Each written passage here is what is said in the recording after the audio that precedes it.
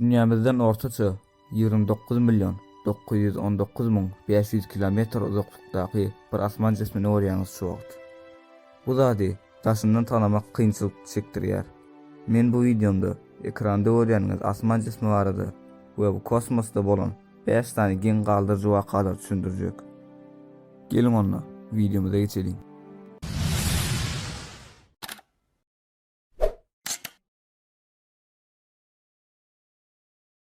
Videomuzun ilkinci sanyna gen galdyrjy asman cismi durýar. Bu asman cisminiň gün ulgamynyň taşyndan gelendigi aýdylýar. Bu cisim ýyldızlaryň bir görnüşi diýip çaklandyryldy. Bu cisim ýyldızlaryň arasynda täze görülen ýyldızlaryň biri diýip aýdyldy. Bu täsin asman obýektiniň üýtgeçik tarapy bolsa, munyň nerden gelenligidi. Bu barada her hili meseleler, teoriýalar aýdyldy. Hatda Harvard Üniversitetiniň alymlary bu cismiň dünýäden daşary bir medeniýeti degişildigini aýtdylar. Soňralarda bolsa, bu cisim gün ulgamyna girdi we uzaklaşyp ýok bolup gitdi. İkinji täsin wakamyz bolsa 2015-nji ýylyň may aýynyň 15-ine bolup geçdi. Rus alymlary 94 ışık ýyl uzaklykdaky güne meňzeýän ýyldızdan az hem bolsa radio signaly aldylar. Bu ýyldız edil biziň günümize meňzep durýar. Bolup geçýän hadisalary we ıssylygy hem meňzep durýardy. Şunuň bilen bu ýyldyzyň ýagtylygy biziň günümiziň ýagtylygyna garanyňda bir esse köpdi we 100 milyon ýyl ýaşdy.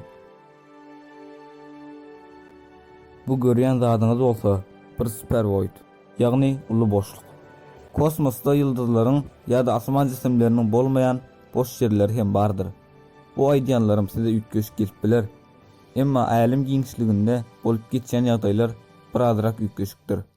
Älim giňişligindäki boşluklar kiçikdir. Käbir boşluklar bolsa gaty ulydyr we muňa supervoid diýilýär. Ortaça bir supervoid 100 000 galaksiýany öz içine sygdyryp bilýär. Bu boşluk bize 3 milyard ışık ýyl uzaklykda we 500 milyon ışık ýyly ululukdadyr. Käbir bilim adamlary bolsa, älim giňedigiçe uly boşluklaryň hem giňeýändigini aýdýarlar. Indiki bolan waka 2009-njy ýylyň may aýlarynda bolup geçdi. M82 adly galaksiyada ýaralan bir ýyldızdan üýtgeçik radio signallary alındy. Kosmosdan gelen radio signallary peselmek awdol bir kepde boýunça gitdigiçe hassa güýçlenýär. Bu barada kosmos bilim adamlary bir näçe meseleleri aýtyp geçdiler. Käbir bilim adamlary bu signalyň başga bir ýyldızdan gelendigini, käbirleri bolsa başga bir planetadan gelendigini we şol planetalarda ýaşaýyşyň bolup biljekdigini aýdýarlar. Kim bilýär, belki ýalňyz däldir. Alternativ älemde bir näçe üýtgeçik ýagdaýlar göremegi dowam edýär. Videomu halasaňyz like basmagy we kanalyma täze duşan bolsaňyz agza bolmagy unutmaň. Indiki videomda görüşýänsek, hoş, sag bolun.